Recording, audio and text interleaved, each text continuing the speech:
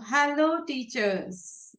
Good morning from Mumbai, from me and Tarana. And I'm sure all of you are right now busy teaching in your classroom, or are the preparations for Diwali on? I'm sure you're preparing for Diwali also. So are we. Now, let's reconnect on our first podcast. I think Tarana and we discussed with you about the process of classroom observation for a teacher and how a teacher is being observed and why. So we discussed, I think, why, right, Tarana? We discussed Yes, why the yes, the teacher is importance. being observed.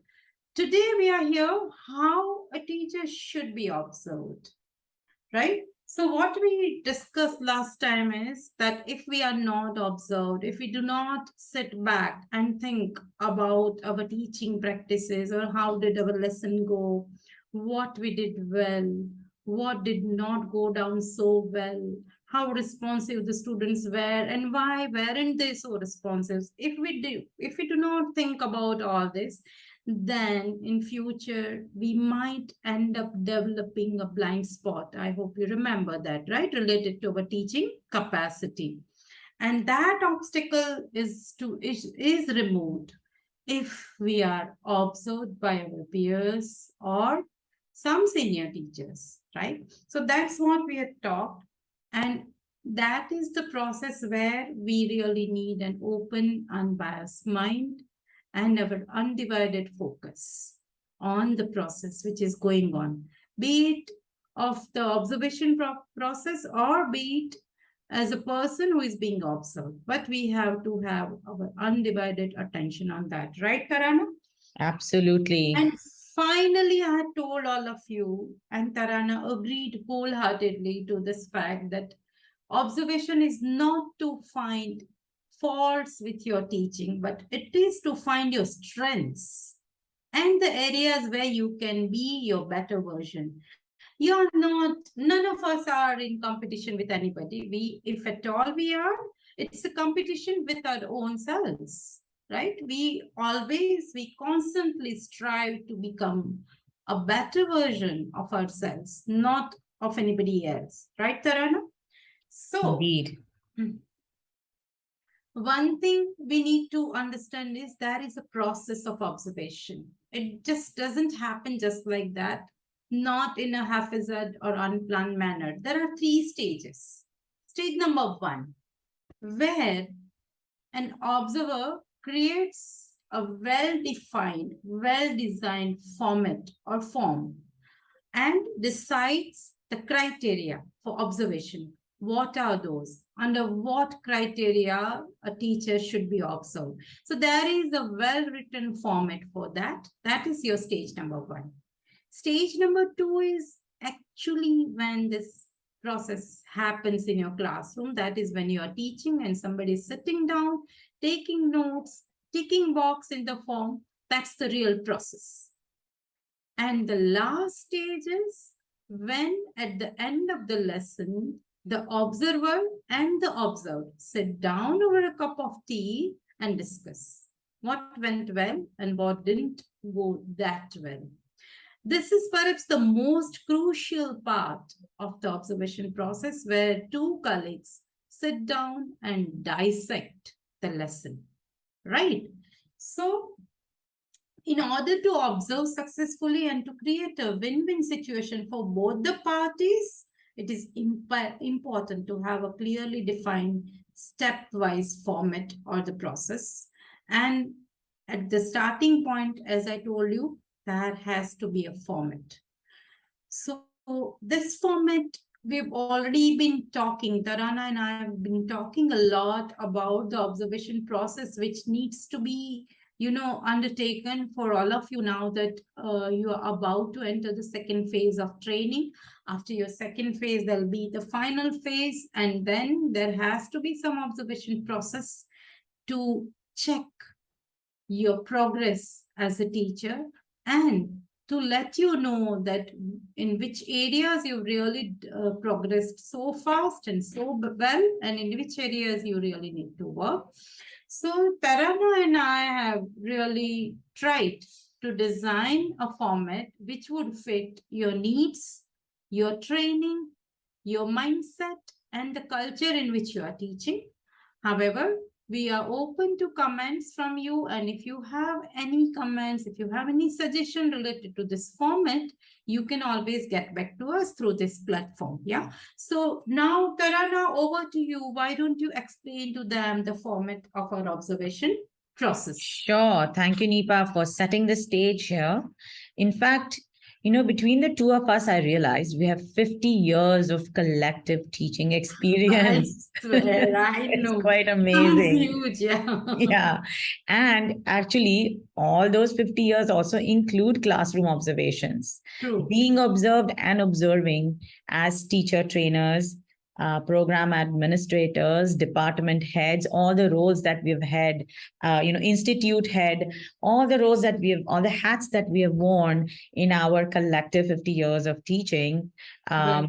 I think that one of the most essential, important elements of I can speak for myself and you too, as we have shared, for our growth and our Right. expertise is being observed and observing our teachers, right? Definitely. So it's Definitely. the focus for us in this podcast is to look at the practical aspect of the observation process. Right. First and foremost, there is a form that allows you to stay focused and tune in to the various aspects of teaching that entail in a lesson, right? Right. So we are going to look at this form and look at all the different aspects that you can be evaluated on for feedback. So not evaluation necessary, but for growth and feedback. So let's look at the form, which is a starting point to anchor the teacher and the observer. And I have to tell you this before we go there, that these observation forms come after a lot of research, teaching experience, and also the observations that we have designed and been a part of, that have guided why we chose every topic, and under every topic why we chose those elements to be observed. Okay, the outcomes that are desired in a successful lesson. So this includes also the second language teaching principles and the skills that you've been working on with Nipa. You published research, and there's a lot. If you get interested, we can share a lot of resources around observing and being observed and the value of it, and also our own teaching practice. So let us look at the form quickly. Where I'm going to show you that there are 5 parts of this observation process that you're going to observe for, rather, in the form. The first one is content knowledge, to demonstrate the mastery of the subject you're teaching. It could be grammar specifically, or it could be spoken English, for example. The elements that belong in this category have to do with things like lexis, syntax, your command over the grammatical knowledge of what you're teaching, idiomatic language, and how simply you can explain the concept to the students. So there are 3 points that we're looking for specifically under this area. Okay. The second point is teaching techniques to build through understanding, right?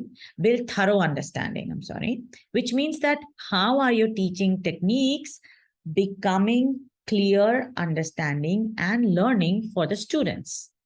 Are you using the textbook fully and effectively to create the concepts and the understanding for your students? Are you making sensible use of the other variety of materials available to you, like magazine cutouts or an internet website? Are you providing sufficient examples? And how are you checking the comprehension of the students? So these elements are part of your teaching techniques. And it is very important to tune in to these elements in order to make sure that your students are getting it, right? Whatever you're teaching is becoming learning. Yeah. The third point in our form is effective planning. As it suggests, we're looking at how do you prepare for your lesson? Are your lessons organized in systematic stages with time limits? Are you covering what you want to cover, what the students need to learn, as well as are you meeting the requirements of your curriculum of the CBSE guidelines? Right. The next point is about the relationship you have with the student and the teacher, right? As in, how are you connecting? And Nipa, you've spoken to them during your training sessions a lot about this, as you've shared and as I've seen in the report.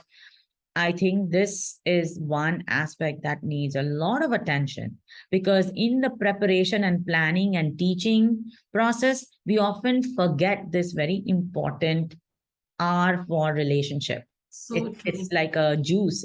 It's a vitamin energy that is needed for any lesson to be successful. What does that involve? Are you maintaining the student interest? Are you motivating them with your own energy, but also very specific things that your students enjoy? And I'm sure you have your techniques and your secret recipes that you are using that you may notice or not, and that are your strengths. So this is what we want to look at. The positive encouragement that you give, how you correct answers, how you recast, how you treat whole class feedback, and so on. Finally, it is about the classroom environment as well, because you and your students function together in the classroom environment. So here we're looking for, is your classroom neat and orderly for the minds to successfully absorb knowledge and skills? Are you ensuring immersion in the language? When you teach English, are you really ensuring that English is the flavor of the classroom environment right now? And are you maintaining a friendly, amiable relationship with your students? So these are some things that we condensed after looking at research, our own experience, and our teaching experience with you in the last few months, and looking at what is most applicable to you in your environments, in your classroom. Okay. So we're going to share this PDF document with you, which you can download and use. And in the next podcast, we will elaborate on effectively using this. And Nipa, over to you. I'll let you share more about the next podcast. Thank you, Tarana, for sharing the format, because it is very essential for you all to understand what kind of format here we are looking at when, as and when, because rest assured, you might get a visit from a subject expert of Golden Mile anytime soon, right? So I encourage you to look at this format carefully. Try and understand each aspect mentioned under each area of observation. And if you have any doubts or queries, as I told you before, it could be easily solved on this platform, because that's what we are here for, right, Tarana? Absolutely. Please don't hesitate to write a comment when we post this on our Facebook groups, and also email us or reach out in any way through messaging, through WhatsApp, with your questions.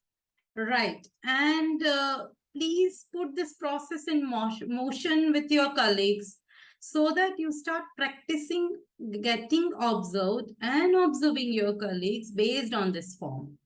Because when the real time comes, when you are actually dealing with a stranger that is an expert from Golden Mile, sitting in your classroom, watching you conduct your lessons, you should be totally carefree. You should be totally normal and your original self while talking and dealing with your students. So in order to achieve this state, you'll have to practice. Right, Tarano? We know this already. Practice makes We have perfect. learned it the hard way. Practice, practice, Practice, practice. practice, practice. Another thing, that is the last thing, that there'll be criteria for each of the areas that you are being observed. That is, the experts will be marking each area of your performance with a criteria and with a criterion. And this criteria are, first one is exemplary. That is, you're outstanding in that particular area. Second one is adequate. Adequate is just enough to conclude or to conduct this lesson successfully. Third criterion is the improvement desired. That is, the experts has found that there are some flaws to your technique, and these technique have to be remedied as fast as possible. Fourth one is, we did not find this area of performance in your lesson at all, which is a little bit worrisome for both of us, from your side and from our side. And last one is unsatisfactory. Although all these areas were observed during your lesson conduction, we did not find it at par with the standards. That means the performance did not meet the standards of the expectations, right? So Yes. these are the criteria we'll be marking you against, and it would be prudent on your side to look at this form, rather to take a close look at this form and start working on the areas you feel that you need to work on, right? Yes. And if you don't understand any of the specific sentences or the criteria that are given under each topic, please reach out again and put a comment and we can address it. Absolutely. Yeah. And Nipa, I want to add one more thing. If I were the teacher, one of the teachers, I would actually start asking my informal observer also to mark me for these things, right? Because Exactly. it Yeah. never hurts. It never hurts. It's always Never given me. hurts. And because it is an informal relationship, I can always debate or ask them in a growth with a growth mindset. Why did you mark this improvement desired?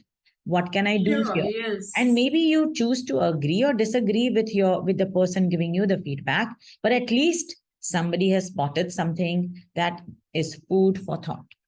Yeah, definitely, definitely. So I think, friends, sooner the better, you should start practicing this form with your colleagues in an informal setup, and let them have the opportunity to observe you in action and vice versa. Right. With this, I think we conclude today's podcast, and Tarana and I, both of us, wish you a great, happy, and prosperous Diwali. May you celebrate this festival with great enthusiasm and all the crackers that are available in your market. Yeah. Have a great fun time and happy teaching, guys. See you next time.